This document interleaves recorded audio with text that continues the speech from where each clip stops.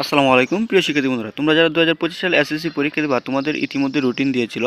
এখন কিন্তু আবার রুটিন পরিবর্তনের জন্য মানববন্ধন করছে কিছু শিক্ষার্থীরা। প্রিয় শিক্ষার্থী বন্ধুরা, কেন সেই মানববন্ধন করা হচ্ছে চলো একটু বিস্তারিত জেনে নেই। এসএসসি রুটিন পরিবর্তনের দাবিতে মানববন্ধন, কী করবে শিক্ষা মন্ত্রণালয়? মাধ্যমিক পর্যায়ে এসএসসি পরীক্ষার রুটিন পরিবর্তন দাবি জানিয়েছে চট্টগ্রাম সংগঠন। তারা বলছে ওই সময় পার্বত্য চট্টগ্রামে ত্রিপুরা, মারমা, চাকমাদের বৈশাখী অনুষ্ঠান রয়েছে। ওই অনুষ্ঠানের মধ্যে কোনো প্রকার পরীক্ষার আয়োজন করা যেতে পারবে না।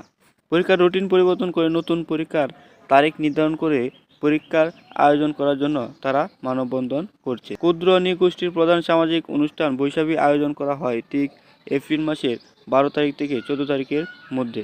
এই সময়ে তাদের বিভিন্ন ধরনের বাৎসরিক কার্যক্রম সম্পন্ন করা হয়। সবাই কম বেশি ব্যস্ত থাকে তাদের এই আয়োজন নিয়ে। এই অবস্থায় যদি ওই সময়ে এসএসসি পরীক্ষার আয়োজন করা হয়, তাহলে ক্ষুদ্র গোষ্ঠীর যে সকল শিক্ষার্থী পরীক্ষার জন্য রয়েছে তারা ভালোভাবে পরীক্ষার প্রস্তুতি নিতে পারবে না।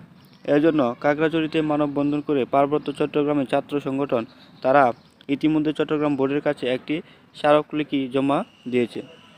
বিশেষ করে উল্লেখ করা হয়েছে বাংলা দ্বিতীয় পত্র পরীক্ষার আয়োজন করা হবে এবং ইংরেজি প্রথম পত্র পরীক্ষার যে আয়োজন করা হবে আগামী 15 এপ্রিল।